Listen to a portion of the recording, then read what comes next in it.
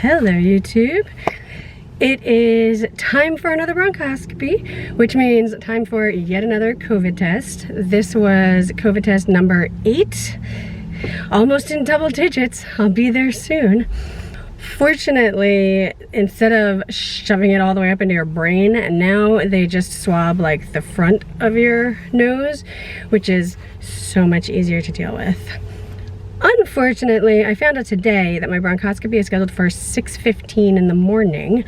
Apparently, I'm the first one on the schedule, which is good in that they won't have had a chance to like fall behind schedule, so everything should be right on time. But 6:15 in the morning, not really my time of day, so not really looking forward to that. On the plus side, I get a little added bonus this time because I had a bronchoscopy while I was in the hospital in August, but it happened, you know, very kind of like suddenly and unexpectedly. So I did not get a bronchoscopy animal at that time. So this time I'm going to be getting 2 to make up for it. So looking forward to that.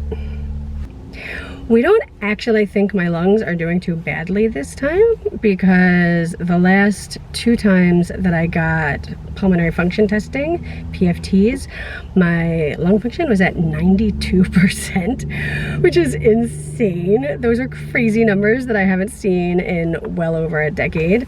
So that's super exciting. And I had testing like, I think about a month ago, and then again a few days ago, and it held steady at 92%. So I've not lost any lung function, which should mean that my airways have not closed up, or if they did, it wasn't very much. So that's good. Previously, we probably would have held off on the bronchoscopy and waited to, you know, for it to seem like I needed it more. But I've had a couple of like issues. You know, a couple of times when we've done that, I ended up having bigger problems. So my doctor's a little nervous to wait and would rather just like stay on a schedule to make sure that my airways are staying open and prevent any problems. So in a couple days, I get to go in for yet another bronchoscopy. It's been a few days since my bronch. It wasn't so bad this time. My throat was a little scratchy, a little sore, but overall it went pretty well. My doctor, or the doctor who did the bronch, actually was really happy with the results. I've had him do a bronch before. I did not actually get to speak to him after the bronch because it took me a little while to wake up, but I got the report as to what he said. And he said that my airways looked more open this time than they have in the past, so that's really good. And that usually there's spots that look angry in my airways, and that this time it looked less angry than it has. So he really thinks we may have turned a corner in terms of my lungs healing up, and that hopefully maybe I won't be needing as many bronchoscopies in the future. Some stuff was a little bit closed, so he did do a little bit of dilation to open up the airways, but overall he was really happy with it. So that was a really good report. During the bronchoscopy, they also went in and took a sputum sample and are going to be testing that to see if I have any infections in my lungs. The big one that we're looking for, of course, is Pseudomonas, because that's the one that's been plaguing me for months and really the entirety of my post-transplant life. So we're hoping that it's not there, but we don't know for sure until we get the results back.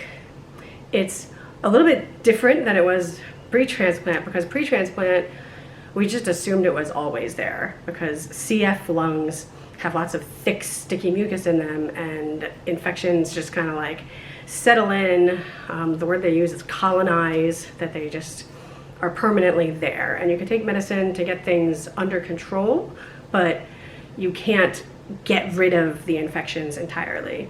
My doctor has told me that it's different now because now my lungs are not CF lungs. They don't have that thick sticky mucus in them. So it actually is possible to treat infections and get rid of them entirely. Of course, the problem with me is that the infections are still in my sinuses and they keep coming down into my lungs. And the problem that I was having over the summer is that we weren't even able to get it out of my lungs. I've had a couple of times that I've had Pseudomonas infections in my lungs after transplant, but we were able to treat it, you know, not even with IV antibiotics, just with over-the-counter antibiotics, you know, or nebulized antibiotics, and get rid of it entirely. But these last few months, even with IV antibiotics, we've been having a really hard time getting the infection out of my lungs. So here's hoping that the results come back clear. We'll see what happens. And as promised, I got a special bonus bronchoscopy animal to add to the collection.